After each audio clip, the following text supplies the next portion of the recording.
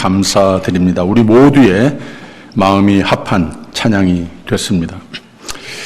In this season of the coming of the Holy Spirit, 2 weeks ago, we celebrated together the coming of the Holy Spirit. Last Sunday, we looked at the passage right before today's, encouraging us to be filled and be guided by the Holy Spirit, letting the Holy Spirit become master of our hearts and thoughts and decision making. This is what we called sanctification. That is, the life changed by the Holy Spirit who helps us to shed the accumulation of worldly things in our lives today. And today, as we look at God's Word together, and next 2 Sundays, I wanted to look at the fruits of the Holy Spirit as portrayed in our passage for today. There are 9 fruits of the Holy Spirit, and today we will lift up the fruits called love, joy, and peace. We can deduce many different exegesis about these, but today I wanted to attribute love, joy, and peace as characters of God that He demonstrated so perfectly in Jesus Christ. Love, joy, and peace. Love is the word agape in Greek, which is the unconditional altruistic love that Jesus demonstrated in His life and death on the cross. Because of this love, we have life, we have peace with God. Because of this love, we have joy that the world does not know. These are the fruits God wants us to bear for God's glory and for the world to know that we are indeed Christian. Let us emulate the love of God in our family and church and with neighbors. Let us treasure God's joy no matter what the life circumstances. Let us be peacemakers even in this generation where there is so much hatred and schism in the world. Let us surrender our hearts to the fullness of the Holy Spirit so to bear the blessed fruits of love, joy, and peace. Then you, even you, will change the world, beginning with your small environments of blessed relationships. 아멘. 제가 아마 한 20년 전에 고모님 댁을 저기 알케디아에 사셨던 고모님 댁을 방문했는데 그때 철이 그래서 그런지 뒤뜰에 감나무가 있는데 우선 감 하나가 제 주먹보다 훨씬 큰 감들이 몇십 개가 열려 있는 거예요. 그리고 하도 굵고 하도 많이 열려서 그 감나무의 가지가 거의 땅에 닿을 정도로 그렇게 풍성하게 열렸어요. 참 아주 흐뭇한 그런 마음이었습니다. 여러분, 그렇게 열매가 굵게 많이 열려서 나뭇가지가 땅에 닿도록 굽혀 휘는 모습 보신 적 있으실 겁니다. 하나님 눈에 여러분이 이렇게 성령의 열매가 많이 맺혀지는 것을 보시면 또 많은 사람들도 우리가 진정 크리스찬이 됐을 때 무언가 세상 사는 모습과 다른 열매가 맺혀진 것을 봤을 때 흐뭇해하고 하나님께서 더욱 빼놓아 축복하시는 삶이 되는 겁니다. 참 흐뭇하지 않습니까? 유익해 보이지 않습니까? 누가 심었는지 갖고 왔는지 잘도 됐다 해 보이지 않습니까? 귀에서 그 둘레 주위를 잘 또 거르고 물도 거름도 주고 추운 겨울을 잘 지낼 수 있도록 그래서 내년에 또 더 많은 열매를 맺도록 돌보고 싶은 마음이 이렇게 한 나무에 열려있는 모습을 보면서도 그런 마음이 생길 수 있습니다. 하나님 눈에 바로 여러분 한 분 한 분이 이 성령 강림 계절에 성령의 열매를 맺는 계절에 예수 그리스도 안에 든든하게 자리를 잡으셔서 또 예수께서 여러분의 마음 가운데 뜨겁게 역사하셔서 충만하여 이렇게 성령의 열매로 많이 맺혀진 성도들로 흐뭇하고 유익하고 귀한 성도들로 하나님이 더 두 손 들어 축복하시는 한 사람 한 사람이 되시기를 주님의 이름으로 축원드립니다. 2주 전에는 성령의 오심, 지난 주일에는 성령을 좇아 사는 삶에 대해서 말씀을 나눴습니다. 성령은 믿음과 함께 내 마음과 삶에 내주하시는데 우리가 성령의 지배와 내 삶의 주인의 자리를 내어드릴 때 이것이 성령을 좇아 사는 삶이고 성령은 가장 선하고 승리의 생애로 인도하시는 것이라고 말씀 나눴습니다. 오늘은 이렇게 성령의 오심과 성령을 좇는 삶이 돼서 맺혀지는 열매를, 맺혀져야 하는 열매를 상고해 보도록 합니다. 예수님은 마태복음 7장에서 그의 열매로 그들을 알지니 가시나무에서 포도를 또는 엉겅퀴에서 무화과를 따겠느냐. 이와 같이 좋은 나무마다 아름다운 열매를 맺고 못된 나무가 나쁜 열매를 맺나니 좋은 나무가 나쁜 열매를 맺을 수 없고 못된 나무가 아름다운 열매를 맺을 수 없느니라 라고 했습니다. 이게 다 무슨 말입니까? 믿음의 사람이라고 했으면 성령 받았다고 성령을 좇는 삶이라고 했으면 그러면 열매를 보여달라는 겁니다. 하나님께서 진정 그 삶의 주인이 된 삶 사느냐? 그러면 보여달라는 말입니다. 요한복음 15장에는 나는 포도나무요 너희는 가지니 저가 내 안에 내가 저 안에 있으면 이 사람은 과실을 많이 맺나니 나를 떠나서는 너희가 아무것도 할 수 없습니다 라고 했습니다. 이렇게 하나님은 우리가 열매 맺기를 원하십니다. 성경에 그렇게 누누이 자꾸 강조하고 있으십니다. 성령의 열매는 우리가 성도들이 지상생애를 마치고 하늘나라 가는 그날까지 맺혀져야 하는 신앙의 결실이다라고 말할 수 있습니다. 그래서 과연 성령의 열매가 무엇이며 어떻게 해야 열매가 맺혀지는 삶이 될 수 있는가? 하나님께서 주신 말씀 속에서 배우겠습니다. 우선 성령의 열매가 무엇인가 조금 더 구체적으로 디파인 해봅니다. 성령의 열매는 우리들 속에 내재하시는 예수 그리스도의 인격 그 자체입니다. 하나님께서는 우리들로 하여금 성령을 통하여 그의 아들 형상을 본받아 그의 형상으로 변화하여 영광으로 이르게 하십니다. 말하자면 이 9가지의 성령의 열매는 예수님을 가리키는 예수님의 성품 그 자체라는 겁니다.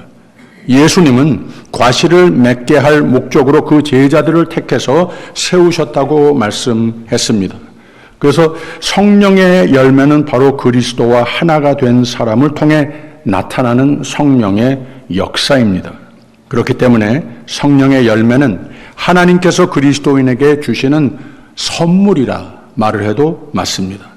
그리고 꼭 성령의 열매가 맺히는 것을 보고 싶어 하시는 하나님이십니다. 왜? 이게 나의 삶을 그만큼 더 보람스럽게 하고 아름답게 하고 그만큼 더 기쁘게 해주기 때문에 그렇습니다. 어떻게 해야 성령의 역사를 통한 성령의 열매를 맺을 수 있는 것인가? 요한복음 15장 6절에 보면 이런 말씀이 있어요. 사람이 내 안에 거하지 아니하면 가시처럼 밖에 버리워 말라지나니 사람들이 이것을 모아다가 불에 던져 사르느니라 라고 했습니다. 이 포도나무와 가지의 관계가 얼마나 중요한 것인가 이것을 가르쳐주고 있습니다. 성령으로 지배받는 삶이 되자, 성령 충만하자, 성령 좇는 삶이 되자, 성령 열매를 맺는 삶이 되자. 좀 추상적으로 들릴 수도 있어요. 그런데 예수님께서는 분명히 말씀하신 것이 나는 포도나무고 너희는 가지다. 이 가지가 포도나무에 붙어 있어야지 포도나무에서 떨어져 있으면 열매를 맺지 못하기도 하거니와 조금 있으면 죽는다. 이런 예화를 쓰시지 않았습니까? 그래서 포도나무와 가지의 관계를 통해서 이 놀라운 진리가 예수님과 성도 두 인격 사이에 떨어져서는 안 되는 특별한 관계, 이것을 말해주는 것이고 이것을 우리가 늘 신경 써서 노력을 해서 유지하여야 함을 보여주고 있다는 거죠. 이게 바로 성령 충만이라고 하는 말입니다. 우리 가운데 성령의 열매가 맺히기 위해서는 우리가 포도나무 되시는 예수 그리스도 안에 붙어 있어야만 한다고 하는 겁니다. 우리가 항상 예수님을 가까이 하고 의지하여 예수님과 교제의 생활을 더욱 우선으로 삼고 예수님으로부터 영적 양식을 공급받는 일에 최선을 다할 때 비로소 우리는 성령의 열매를 맺을 수 있게 되는 겁니다. 교회는, 성도는 예수님께 접붙임을 받은 사람들을 가리키는 겁니다. 하나님께 영광, 또 교회의 덕이 되는 사람은 많은 열매를 맺게 돼 있습니다. 오늘은 성령의 열매 9가지 중에 처음 3가지 사랑과 희락과 화평에 대해서 말씀을 나누고자 합니다. 고린도전서 13장을 보면 사랑은 오래 참고 사랑은 온유하며 투기하는 자가 되지 아니하며 사랑은 자랑하지 아니하며 교만하지 아니하며 무례히 행치 아니하며 자기의 유익을 굳지 아니하며 성내지 아니하며 악한 것을 생각지 아니하며 불의를 기뻐하지 아니하며 진리와 함께 기뻐하고 모든 것을 참으며 모든 것을 믿으며 모든 것을 바라며 모든 것을 견디느니라. 사랑은 언제까지든지 떨어지지 아니하니라고 그랬습니다. 크리스찬이라고 하는 말의 뜻이 예수 그리스도를 닮은 사람들이다 라고 하는 뜻을 내포하고 있습니다. 그래서 성화라고 하는 말을 요 사이에 많이 하는데, 성화란 사랑의 성품, 예수님의 성품, 성령의 열매, 곧 예수님의 인격과 그의 흔적이 나타나는 삶이 곧 크리스찬이다 라고 말을 할 수 있는 겁니다. 세상의 사상은 종종 복이 되기 위해서, 승리의 삶이, 성공의 삶이 되기 위해서 너 죽고 나 살자라고 하는 매우 이기주의적인 모습을 봅니다. 조금 도덕적 윤리관을 노력하는 사람들은 너도 살고 나도 살자, 이 정도로 말을 합니다. 근데 크리스찬은 뭔가 하면, 예수를 닮았다고 하는 게 무슨 뜻인가 하면, 모든 인간 관계 속에서, 교회는 물론, 가정에는 물론, 이웃과의 관계 속에서도 너 살고 나 죽자, 바로 이런 사상으로 사는 것이 예수님의 모습이었고 예수 닮는 크리스찬의 삶이라고 하는 겁니다. 이게 바로 복음의 핵심입니다. 하나님이 세상을 이처럼 사랑하사 독생자를 주셨으니 이는 저를 믿는 자마다 멸망치 않고 영생을 얻게 하려 하심이니라. 이 말이 하나님의 사랑, 예수님 사랑, 하나님이 우리와 화목을 다시 이루신 방법인데 뭘 하셨습니까? 뭘 믿으라고 하시는 겁니까? 너 살고 나 죽자. 바로 그 말씀, 그 삶을 사셨다고 하는 겁니다. 바로 하나님께서, 이게 굉장히 힘든 일로 생각이 되지만 조금이나마 나를 그리스도인이라고 남에게 소개를 한다면 이 흔적이 나타나야 된다는 거죠. 여러분이 이루고 있는 모든 인간관계는 원만하십니까? 가정이 천국과 같습니까? 부부관계, 자녀들에게 하는 나의 삶, 모두가 참 안식처가, 쉼터가 돼 줍니까?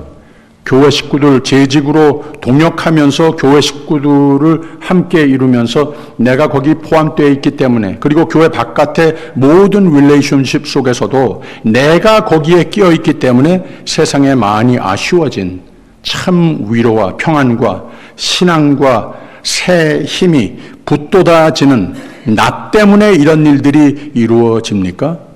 그래야 된다고 하는 말입니다. 테레사 수녀가 그랬다죠. 세상이 살벌해졌다고 한탄하고 그러지 말고 세상이 조금 더 희망적으로 변화되기를 바란다면 go home and love your family 라고 그랬습니다. 의미 깊은 말을 한 겁니다. 내가 포함되어 있는 작은 그곳에서 하나님께서 부탁하시는 사랑의 공구의 삶을 살다 보면 내가 살고 있는 이 세상도, 이 세대도 나로 하여금 하나님의 나라가 조금씩이나마 확장돼 간다고 하는 거예요. 그 삶이 참으로 기쁘고 감사로 넘치는 삶이 된다는 거죠. 그래서 사랑은 성령의 열매 중에 가장 중요한 요소입니다. 아무리 영적인 은사를 많이 가지고 있다고 해도, 온갖 희생적인 봉사를 한다고 해도 사랑이 없으면 아무 소용없는 것이라고 가르치지 않습니까? 율법은 하나님과 이웃을 사랑할 때 완성되는 겁니다. 예수님은 제자들에게 새 계명을 주셨는데 바로 이게 사랑의 계명입니다. 요한복음 13장 34절 35절에 보면 이런 말씀이 있어요. 새 계명을 너희에게 주노니 서로 사랑하라. 내가 너희를 사랑한 것 같이 너희도 사랑하라. 너희가 서로 사랑하면 이로써 모든 사람이 너희가 내 제자인 줄 알리라 라고 그랬습니다.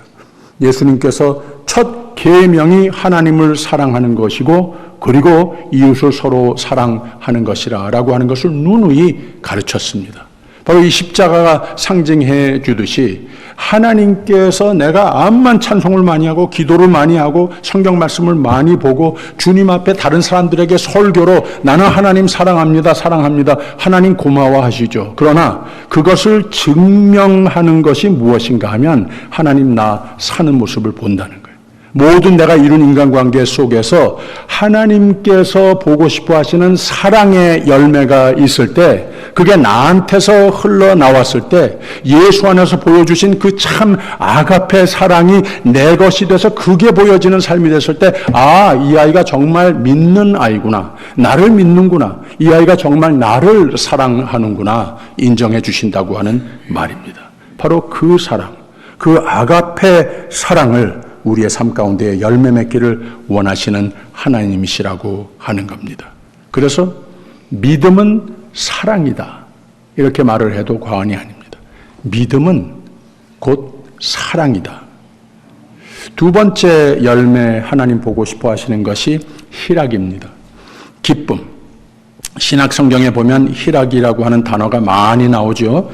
이 희락은 영적 구원에서 나오는 영원한 기쁨을 말하고 있는 겁니다. 세상적인 기쁨은 일시적일 때가 많죠. 때때로 우리를 오히려 불행으로 이끌기도 하는 것이 세상이 우리에게 건네주는 기쁨의 정의입니다. 그런데 성령을 통하여 그리스도께서 주시는 기쁨은 영원히 변하지 않는 참된 기쁨임을 믿으시기를 바랍니다. 사도 바울이 요사이 수요 예배 때에 사도행전을 공부하고 있는데, 빌립보에 갔을 때에 변함없이 이 복음으로 불타는 사람으로서 누구를 만나든 복음을 전했어요. 그런데 거기에서 복음을 전했다고 붙잡아서 가두고 족쇄로 묶어놓고 때리고, 보통 사람들이면은 아유 이거 너무 힘들구나, 이제 이만큼 하면 됐다 할 수도 있는데, 밤에 묶여있는 가운데 그와 그 일행은 하나님 앞에 기도했다고 그랬습니다. 기도하는 가운데 그 열악한 어두운 아픈 환경을 초월하는 기쁨으로 그 마음을 하나님이 채워주시는데, 거기에 앉아서 찬송가를 부르더라는 거예요. 찬송가가 나오더라는 겁니다. 어떻게 이게 가능합니까? 그 바깥에 이들을 지키고 있던 가드들도 깜짝 놀랄 정도로, 나중에 가서는 여차여차해서 그 간수와 온 가족 식구가 구원을 받는 역사까지 하나님께서 일으켜 주셨습니다. 바울은 옥중에서도 성도들에게 주 안에서 항상 기뻐하라라고 했는데, 여기서 말하는 기쁨은 외적 환경의 변화로 좌우되는 세속적이고 일시적인 기쁨이 아니었습니다. 시련과 역경에도 불구하고 기뻐할 수 있는 내면적인 기쁨입니다. 내가 하나님께 의지하고 간절히 기도하며 나의 염려를 모두 하나님께 의탁한 후 성령께서 내 마음을 지배해서 평강으로 채우는 기쁨을 말하고 있는 겁니다. 이 환경을 초월하는 믿음을 하나님께서 내 하나님이시고 나는 하나님의 것이니 무슨 일을 만나든지 하나님은 꼭 나를 선한 길로 모든 것을 합력하여 선을 이루시는 길로 인도하여 주실 것을 믿는 가운데에서 오는 기쁨이라는 거예요. 여러분, 이 기쁨 아십니까? 이 기쁨 꼭 찾으시고 꼭 소유하시고 그 열매로 많은 이들에게 보여주어서 내가 가는 곳마다 그만큼 하나님의 나라가 더욱 확장되는 은혜의 공구로 쓰임을 받는 저와 여러분이 되시기를 주님의 이름으로 축원드립니다. 예수님도 기뻐하고 즐거워하라. 하늘에서 너희의 상이 큼이라. 너희 전에 있던 선지자들이 이같이 핍박하였느니라 라고 말씀하셨습니다. 그래서 믿음은 사랑입니다. 그리고 믿음은 희락입니다.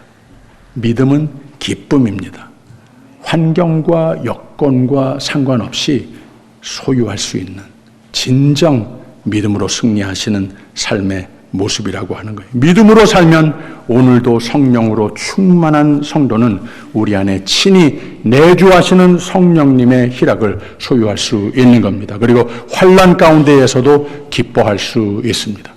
첫째 열매가 성령이라고 그랬죠. 둘째가 희락이라고 그랬는데 셋째가 화평입니다.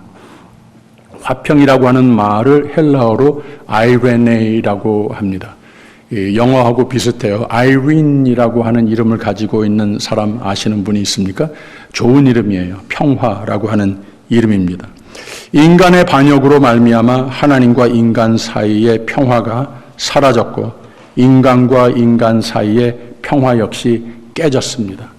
하나님과 인간 사이의 올바른 관계가 파괴되니까 인간들이 참다운 화평을 상실하게 됐습니다. 바로 이게 성경이 우리에게 보여주시는 하나님과의 악의 세력과의 싸움입니다. 하나님은 애당초 첫 인간을 지어 놓으시고 하나님과 그들과 또 서로와 더불어 하나님께서 예비하신 영원한 화평을 누리기를 원했다는 거예요. 그런데 인간의 죄로 말미암아 하나님과 인간 사이의 화평이 깨져버렸습니다. 하나님이 찾아왔는데 가서 숨었습니다. 그리고 니네 왜 그랬느냐 했더니 서로 블레임하고 저 여자 때문에 저 뱀 때문에 하면서 그냥 갈기갈기 화평이 다 깨지고 말았습니다. 이 죄가 그렇게 무섭다는 거예요. 그래서 하나님께서 우리에게 회복하고 하기를 원하시는 것은 화평이라고 하는 겁니다. 그리스도인은 이미 성령의 인도를 따라 화평의 복음을 믿어서 하나님과 화목하게 됐습니다. 이게 바로 크리스찬이 됐다고 하는 의미예요. 또 한 인간과 인간 사이도 예수로 말미암아 화평하게 됐습니다. 그래서 우리는 위로는 하나님과 화목되고 아래로는 사람들과 화목돼서 하나님 안에서 한 시민이고 한 가족이 된 겁니다. 그게 저 십자가의 상징 중에 하나가 아니겠습니까? 우리에게 화평을 주신 예수님은 화평케 하는 자의 복이 있나니 저희가 하나님의 아들이라 일컬음을 받을 것이며 라고 그랬습니다. 분명히 사랑도 그렇고 기쁨도 그렇고 화평도 그렇고 그 열매가 내게 보여졌을 때 이거 보여달라는 거예요. 보여졌을 때 하나님도 내 믿음 인정하시고 나에게 그 확신 주시고 나 사는 모습을 보면서 하나님께서 그런 하나님의 구원의 공구로 하나님 과연 계시구나. 나를 알고 있는 모든 사람들이 나의 삶을 나와 관계를 맺고 있는 모든 사람들이 찬송하게끔 하신다는 거죠. 이 말씀처럼 우리 모든 성도들 가정과 교회에서 그리고 대하는 모든 이웃과 더불어 화평하는 성령의 열매를 맺도록 노력해야 되겠습니다. 하나님은 화평케 하는 자로 가장 기뻐하고 축복하신다고 그랬습니다. 왜 그렇습니까? 하나님의 아들이라 일컫는다고 그랬어요. 예수님께서 가장 첫 퍼블릭 설먼을 하실 때에 가장 첫 마디가 무슨 말이었는가 하면은 여러 가지 하나님께서 예비하신 복이 있는데 그 중에 가장 큰 복을 화평케 하는 자라고 그랬습니다. 이걸 어떻게 하느냐? 화평케 하는 자는 하나님이 축복해 주시는데 하나님의 아들로 본다는 거예요. 하나님의 아들과 내 아들과 똑같아 화평케 하는 자를 이만큼 드높여 주시고 기뻐하신다고 하는 겁니다. 그래서 우리는 화평케 하는 삶, 예수 그리스도를 가장 닮는 하나님께서 보시고 빼놓아 축복하시는 삶을 위해서 노력하고 늘 하나님께 가까이 하는 삶이 되어야 하는 겁니다. 반대로 화평을 깨트리는 자는 어떤 경우라도 돼서는 안 되는 겁니다. 화평을 깨트리는 사람이 됐을 때 하나님이 어떻게 하시는지 잘 모르겠지만 기뻐하시고 빼놓아 축복하시는 삶에서는 많이 벗어난 삶이 이미 됐다는 거죠. 제가 가끔 가다가 소셜미디어 안에 들어가서 우리 교우들을 발견할 때가 있어요. 그러면 좀 궁금하니까 교회에서 보는 것보다 그 가정 또 사진 올리신 글, 쓴 글 이런 것들을 보면서 은혜도 받고 또 조금 더 가까이 알게 되는 경우들이 있어요. 최근에는 제가 서경희 권사님이 글을 하나 올리신 것을 제가 보니까 서경희 권사님이 쓰신 글인 것 같아요. 이 글이 짧은 글인데 시인데 제목이 빈집이에요. 빈집. 그 유명한 빈집이라고 하는 시가 아니고 석 권사님이 쓰신 글이에요. 나는 문득 외딴 마을의 빈집이 되고 싶다. 누군가 이사 오길 기다리며 오랫동안 향기를 묵혀둔 쓸쓸하지만 즐거운 빈집. 깔끔하고 단정해도 까다롭지 않은 집. 넉넉하고 하늘과 별이 잘 보이는 한 채의 빈집. 어느 날 문을 열고 들어올 새 주인이 마음에 드는데? 하고 나직이 흐뭇해하며 미소 지어줄 나는 이런 아름다운 빈집이 되고 싶다. 참 좋은 글이었습니다. 화평케 하는 자의 마음에서 우러나온 시가 아닐까 생각을 했습니다. 우리가 예수님 안에 거하여 사랑과 희락과 화평의 열매를 맺을 때 하나님은 영광을 받으시고 이웃에게는 덕을 끼치는 삶이 되는 겁니다. 기왕이면 예수를 닮은 삶을 우리가 산다고 하는데 그런 삶이 돼야죠. 예수께 더욱 가까이 하는 삶을 노력하시는 삶이 되셔서 예수를 더욱 가까이 닮는 삶이 되셔서 예수를 깊이 묵상하며 하나님과 하나님의 뜻을 더욱 사랑하며 하나님 주시는 희락과 십자가로 이루신 하나님과의 화평의 도구가 된 삶을 노력하고 누리는 삶이 되시기를 주님의 이름으로 축원드립니다. 믿음은 사랑입니다. 믿음은 희락입니다. 믿음은 화평입니다. 이런 성령의 열매를 맺는 삶을 잘 살고 있으십니까? 사랑과 희락과 화평의 열매를 많이 실하게 열매 맺는 삶이 되셔서 하나님 보시기에 누가 보든 확실히 믿음의 사람이로구나 기뻐하시는 우리 모두가 되시기를 주님의 이름으로 축원드립니다. 기도하겠습니다. 사랑의 하나님, 죄로 말미암아 하나님과 하나가 함께 될 수 없었던 우리와 놀라운 은혜 예수 그리스도의 사랑으로 우리와 화목을 이루시며 생명을 주신 하나님께 감사드립니다. 우리에게 가정의 복, 교회의 기쁨, 그 외의 모든 공동체 속에 기쁨과 행복을 주셨고 인생을 보람되게 디자인하셨으니 예수께서 우리와 하나 되신 것과 같이 우리도 하나님 축복하신 가정과 교회와 모든 공동체의 삶 속에서 사랑과 희락과 화평으로 충의하고 충성하게 하옵소서. 그래서 감사와 승리의 삶이 되게 하여 주시옵소서. 예수님 이름으로 기도합니다.